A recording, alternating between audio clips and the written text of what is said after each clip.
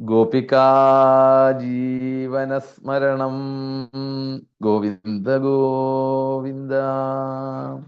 കമനീയ കിശോരമുഗ്ധമൂർത്തേ കളവേണുക്കൊണിതാദൃതനെ കളവേണുക്കൊണിതാദൃതാനനേന്തോ മമ വാചി വിജൃംഭതാം മുരാരേഃ മധുരിം കണികാപി കാപി കാപി മദശിഖണ്ഡി ശിഖണ്ഡ വിഭൂഷണം മദനമന്ധരമുഗ്ധമുഖാംബുജം വ്രജവധൂനയനാഞ്ജനവഞ്ചിതം വിജയതാം മമ വാങ്മയ ജീവിതം.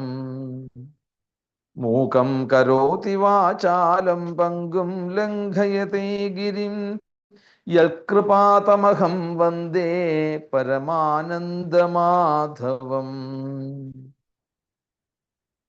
മള്ളിയൂർവാസിനം ശാന്തം ജ്ഞാനവൈരാഗ്യഭൂഷണം ശ്രീഭാഗവതനിഷ്ണാതം നൗമിതം ലോകശങ്കരം.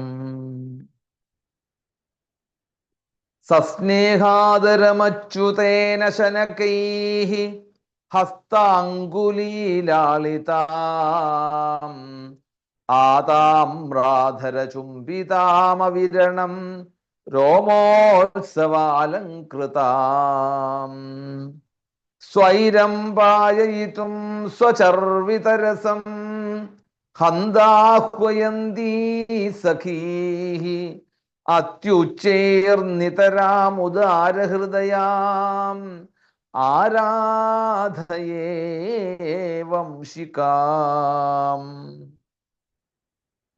വൃന്ദാവനത്തിലെ ഗോപീജനങ്ങളോടൊപ്പം ശ്രീശുക ബ്രഹ്മർഷിയോടൊപ്പം നാരദാദി ചാണ്ഡില്യാദി ഋഷീശ്വരന്മാരോടൊപ്പം സുകൃതനിധിയായിട്ടുള്ള ഭഗവാന്റെ ആ തൃച്ചുണ്ടിൻ്റെ സുകൃതം, ആ മാധുര്യം നുകർന്നുകൊണ്ടിരിക്കുന്നതായിട്ടുള്ള വേണുവിനെ നമസ്കരിച്ചുകൊണ്ട്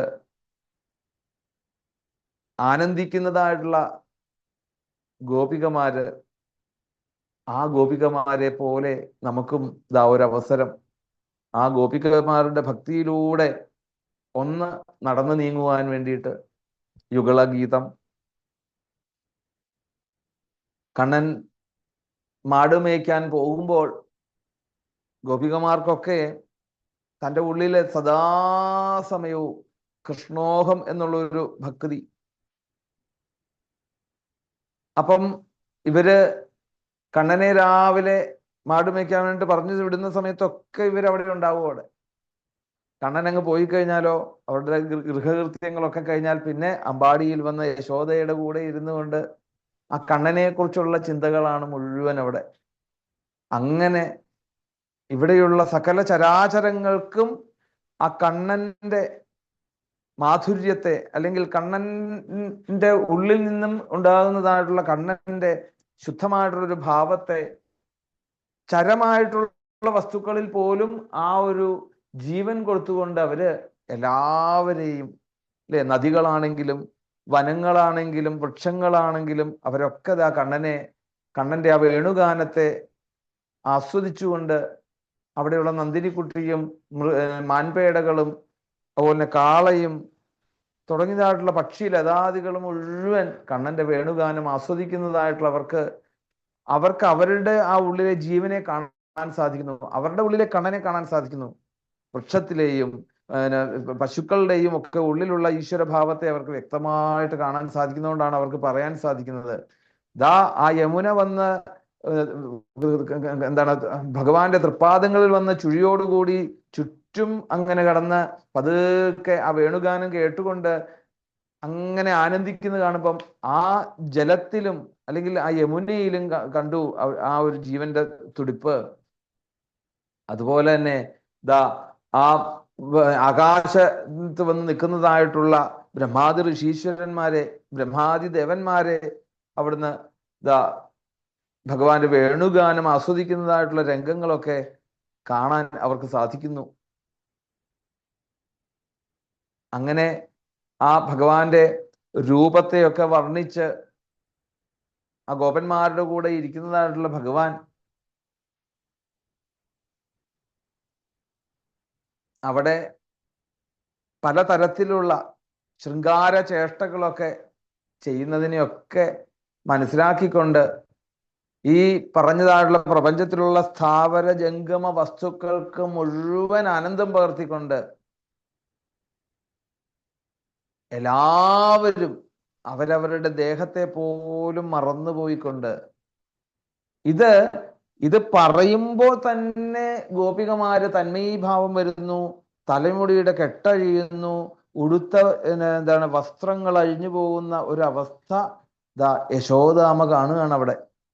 അങ്ങനെയുള്ള യശോദാമയോടാണ് അവര് ആ കണ്ണന്റെ കഥകൾ ഒക്കെ പറഞ്ഞുകൊണ്ടിരിക്കുന്നത്. ഇനി നമുക്ക് നോക്കാം അടുത്ത ശ്ലോകം, 20ാമത്തെ ശ്ലോകം.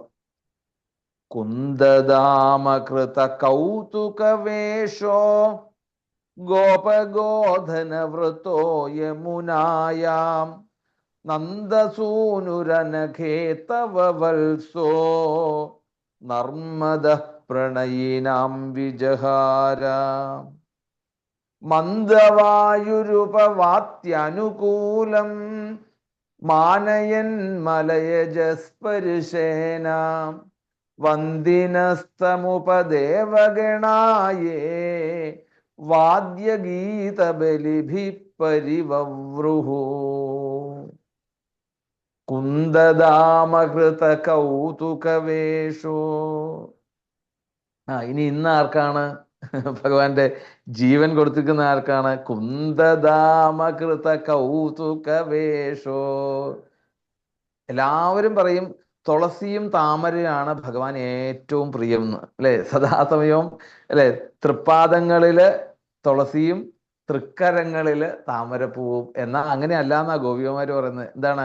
കുന്ദദാമകൃത കൗതുകവേഷോ. അമ്പാടിയിലുള്ള ആ പൂക്കള് മുഴുവൻ മുല്ലപ്പൂക്കളെ കൊണ്ട് അലങ്കരിച്ചിരിക്കുന്നതായിട്ടുള്ള തിരുമുറ്റത്ത് നിന്ന് ആ മുല്ലപ്പൂക്കൾ മുഴുവൻ പറിച്ചുകൊണ്ട് പോകും ഗോപന്മാര്. എന്തിനു വേണ്ടിയിട്ടാണ്? അവിടെ ചെന്ന് കഴിഞ്ഞാൽ കണ്ണനെ ഒരുക്കുവാൻ വേണ്ടിയിട്ട്. അങ്ങനെ മുല്ല കൊണ്ട് മാലയുണ്ടാക്കി അങ്ങോട്ട് പൊതിയും. ആരെ? ആ കരിക്കട്ടയെ, അല്ലേ? ശ്യാമ മേഘവർണ്ണനായിട്ടുള്ള കണ്ണന്റെ ദേഹത്തേക്ക് മുല്ലമാല വീഴുമ്പം ആർക്കാ ശോഭ കൂടുന്നത്? ആർക്കാ ശോഭ കൂടുക? മുല്ലമാലയ്ക്ക് ശോഭ കൂടുന്നു. കാരണം എന്താണ്? കണ്ണന്റെ കഴുത്തിലേക്ക് അന്ന് വരുമ്പോഴത്തേക്കും അല്ലെ ആ മുല്ലയുടെ ശോഭ അവിടെ നിന്ന് വീഴുന്നു. അങ്ങനെ ആ മുല്ലമാലകളെ കൊണ്ട് യശോദാമയോട് പറയാണ്, യശോദാമ ദാ നോക്കൂ, നിന്റെ ആ ഉണ്ണിയെ ഗോപന്മാര് മുല്ലമാലകളെ കൊണ്ട് അല്ലെ അവരുടെ ആ എന്താണ് കൂട്ടുകാരന്റെ അടുത്ത് നർമ്മദ പ്രണയിനാം വിജഹാരാം, അതായത് ആ കൂട്ടുകാരെയൊക്കെ സദാസമയവും എന്താണ് ചിരിപ്പിച്ചുകൊണ്ടാണ് കണ്ണന്റെ ഓരോ വർത്തമാനങ്ങളാണെങ്കിലും പ്രവർത്തികളാണെങ്കിലും ഒക്കെ ഈ കണ്ണന്റെ ചിരി അവരിലേക്ക് പകരുകയാണ് സത്യത്തിൽ, അല്ലേ? ഇപ്പൊ ഗോപികമാർക്ക് പോലും ദേഷ്യപ്പെടാൻ പോലും പറ്റില്ല അവിടുന്ന്. കാരണം എന്താണ്? ഒന്ന് ദേഷ്യപ്പെടാൻ വേണ്ടി ചുണ്ടിതായി കഴിഞ്ഞാൽ കണ്ണന്റെ മുഖത്ത് കാണുന്നതായിട്ടുള്ള ആ ചിരിയില് അവര് ചിരിച്ചു പോകും. അവർക്ക് അഭിനയിക്കാനേ പറ്റുള്ളൂ അവിടെ എന്ന് പറഞ്ഞ പോലെയാണ് ഇവിടെ ആ കൂട്ടുകാർക്ക് ചിരിക്കത്തക്ക വിധത്തിലുള്ള നർമ്മസല്ലാപമൊക്കെ ചെയ്തുകൊണ്ട് ഹേ യശോദ, അവിടുത്തെ ഉണ്ണി മുല്ലമാലകളെ കൊണ്ട് മുഴുവൻ ദേഹമാസകലം അലങ്കരിച്ചോടെ. എന്നിട്ടോ നല്ല കാണാൻ ഇമ്പമുള്ള രീതിയില് പശുക്കളോടും ഗോപാലന്മാരോടും കൂടിക്കൊണ്ട് ഈ ഗോപഗോധനവൃതോ യമുനായാം നന്ദസൂനുരനഖേതവ വത്സോ. അവിടുത്തെ പുത്രനായിട്ടുള്ള വത്സ, ആ പുത്രനായിട്ടുള്ള കണ്ണൻ ഇന്നിതാ പശുക്കളുടെ കൂടെയും ഗോപന്മാരുടെ കൂടെയും ഒക്കെ ആ യമുനാ നദിയിലേക്ക് അങ്ങോട്ട് ഇറങ്ങി ആ യമുനയിലൂടെ ചെന്ന് ക്രീഡ ചെയ്യുന്നത് കാണുമ്പോഴേക്കും എന്ന് പറഞ്ഞപ്പോഴത്തേക്കും ഒരു ഗോപി അത് പറഞ്ഞപ്പോഴത്തേക്കും എന്തായി? വേഗം അതിലേക്ക് അങ്ങ് തന്മയീഭാവത്തിലേക്ക് എത്തി.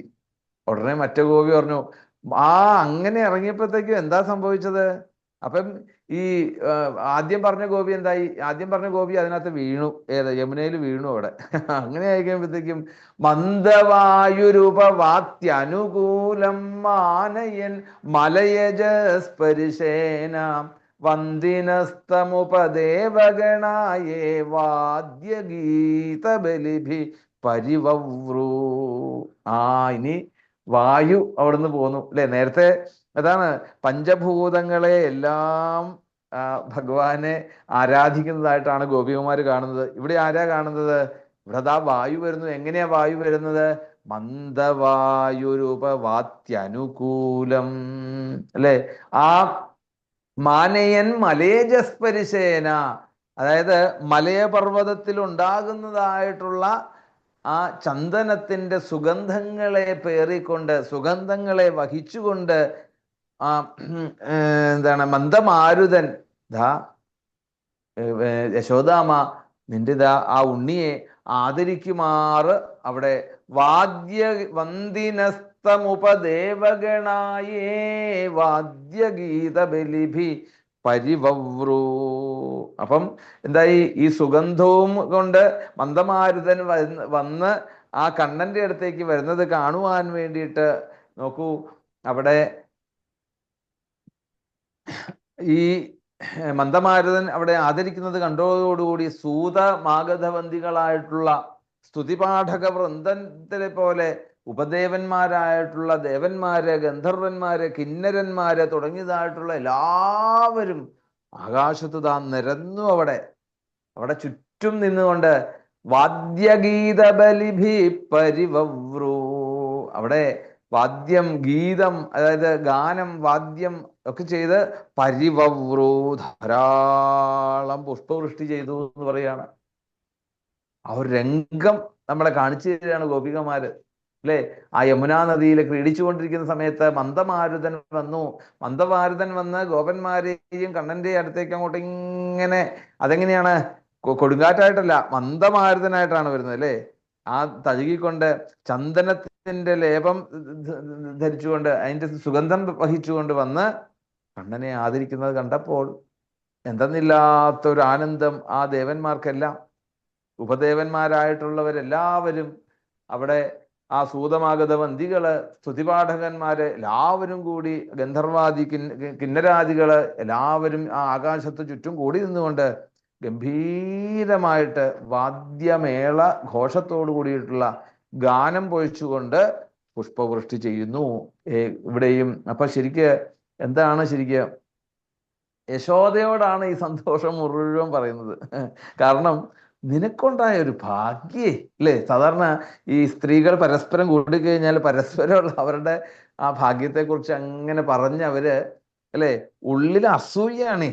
എന്നാലും നിനക്ക് ഇങ്ങനെ ഒരു കണ്ണൻ ഉണ്ടായല്ലോ എന്നുള്ള രീതിയിലാണ്. അപ്പം ഇവിടെ ഒരു അമ്മയോട് പറയാൻ പറ്റിയത് മാത്രമേ അവിടെ പറയുന്നുള്ളൂ പറയാണ് അല്ലെ. വേണുഗാനത്തിന്റെ ആ വ്യാപ്തി, ഹേ യശോദ, ഒന്നിലൊന്നും അല്ലെ നമ്മ ഗോപികമാരിലോ ഗോപന്മാരിലോ അല്ലെങ്കിൽ നന്ദിനിക്കുട്ടിയിലോ മാത്രം ഒതുങ്ങി നിൽക്കുന്നതല്ല അതിന്റെ വ്യാപ്തി. പിന്നെ എവിടെയാണ്? ഭൂമിയിൽ ഒതുങ്ങി. ഭൂമി എന്ന് പറയാൻ പറ്റുമോ? ഇല്ല. ഭൂമിയിൽ തന്നെ ഒതുങ്ങി നിൽക്കുന്നില്ല അവിടെ.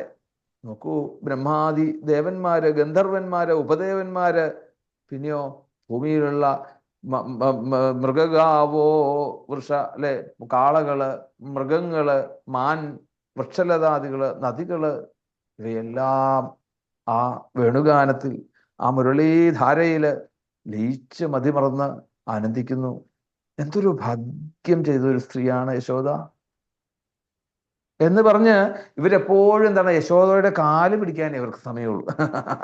ഓരോന്നും പറഞ്ഞ് യശോദ എന്തൊരു ഭാഗ്യവതിയാണ് എന്ന് പറഞ്ഞുകൊണ്ട് യശോദയുടെ കാലെ തൊട്ട് തൊഴുവര്. അങ്ങനെയുള്ള ആ യുഗളം, കണ്ണന്റെ ആ യുഗളവും കൂടി നമുക്കും അങ്ങനെ ആ ഗോപികമാര് എന്നും എന്നും എന്നും എന്നും കൃഷ്ണോഹം എന്നുള്ള രീതിയിൽ ആ മനസ്സിൽ നിറച്ചു വെച്ചിരിക്കുന്നതായിട്ടുള്ള ഉണ്ണിക്കണ്ണന്റെ പാദങ്ങളിൽ നമുക്ക് സമർപ്പിക്കാം. ഇനി നമുക്ക് ഒരു യുഗളവും കൂടി കഴിഞ്ഞാൽ നമ്മൾ വൃന്ദാവനത്തിൽ നിന്നൊന്ന് അല്ലെ നമ്മളെ ഇവിടുന്ന് മാറ്റും ഭഗവാൻ, അടുത്ത സ്ഥലത്തേക്ക് കൊണ്ടുപോകും. എന്തായാലും ഒരു യുഗളവും കൂടെ കഴിഞ്ഞ് നമുക്ക് നാളെയും കൂടെ ആവാം അത്. അപ്പൊ ഇന്നത്തെ പാരായണത്തിലേക്ക് നമുക്ക് പ്രവേശിക്കാം. ഗോവിന്ദനാമ സങ്കീർത്തനം. ഗോവിന്ദ ഗോവിന്ദ.